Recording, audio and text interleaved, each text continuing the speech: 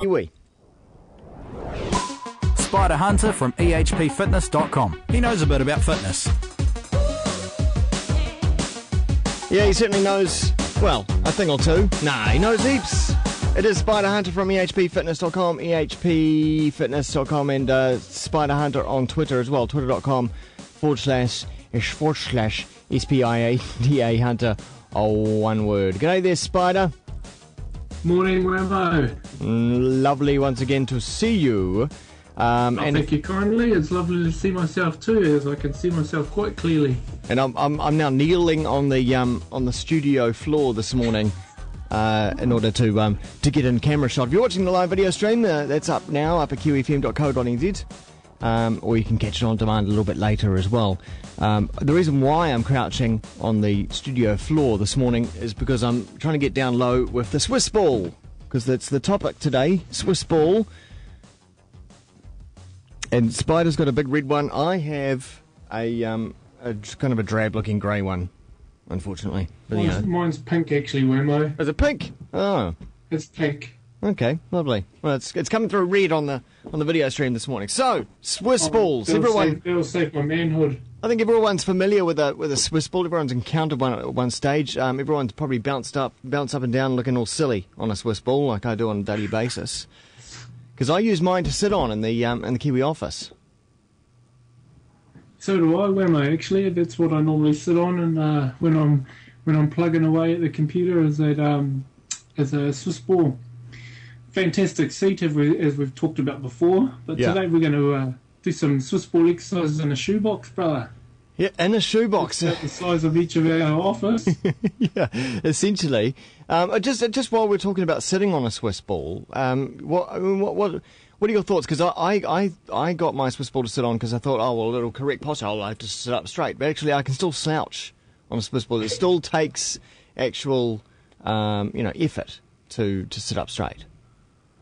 Yeah, the Swiss ball, it does help with posture to a certain degree, like anything, and then after a little while you learn to manipulate variables and end up slouching and slopping all over it. Yeah. But what it does do relative to a chair is stabilise you a lot more, because you tip it from side to side as you are just there, and so there is some postural positives to it. Probably not as much as what we're led to believe, but it is better than a chair if you're choosing to, and you can sit at your office. Okay, cool. All right. Well, let's run through some Swiss ball stuff that you could essentially do in a shoebox or in your office. Yeah, mate. So we're going to work out together and do some exercises and show people what they can do in a shoebox thing, and see how we go with not knocking anything over. Cool. All right. So the first one, mate, is a push-up on a Swiss ball. So you've got your normal push-up position, like so, and you're going to put your hands on the Swiss ball about shoulder width apart, and you can either be on your knees or you can go into full push-up position, like so, and then coming down to the Swiss ball and back up again. I'll see if I can just bring it. There you go. Look at that. So my legs are like way out back behind me, or? Yeah, so I can see you now. So basically your feet are behind you, and you want your hands wider than what you've got them? Wider, okay. Because this is a balancing thing, because I don't want the Swiss ball to go shooting out. Now is you're stabilising through the abdominals and through the shoulder girdle, through your shoulders, and then as you take your chest to the floor, or you don't have to go all the way down, or chest to the Swiss ball, and then pick up again. I'm dying here, Spida. That's a good effort, mate. I reckon you could even have your hands a little bit wider than that, actually, Wammo, to help. And also turn your hands out, Wammo, so they're not facing forward like normal. Oh, okay. You turn them out this way. Well, that makes more sense. And that will help for stability as well. And it would also help if my Swiss ball was perhaps pumped up a little bit more as well. It's quite soft. Look at that, mate. You're a natural. Oh, boy. Okay, so that's the Swiss ball push-up. Yes, that was a good effort, actually, from what I could see. Good stuff. I need to take a breather. And then if you want to funk it up, you can kneel on the Swiss ball. It's more a bit of a party trick, this one, so you're on all fours. Oh, I like kneeling. I do that anyway. My rubbish bin. Kneeling on the Swiss ball is a bit of a balancing act as well. It's quite fun. Yeah, and then of course you can take your hands away and stabilise that way, and you can feel all your abdominals and that all firing up because you're trying to keep on the Swiss ball. This could be quite entertaining in office places all over the show, with people trying to balance kneeling on a Swiss ball, face plants into keyboards, that kind of thing, you know? For sure, Wammo. There's all sorts of stuff you can do that would make it a bit of an interesting for them, lunchtime office fun game, you know? Yeah. First to fall off. Then, of course, mate, you can't forget the abs. All right, so what are you doing now? We're doing crunchies now, of course, sorry. So we're doing crunchies. What we're doing is got the ball in the small of your back, extending down the ball, and then you're coming up. So you're performing a crunch that you'd normally do on the floor, but now you're doing it on the Swiss ball. The most important part with the Swiss ball is you want to extend backwards.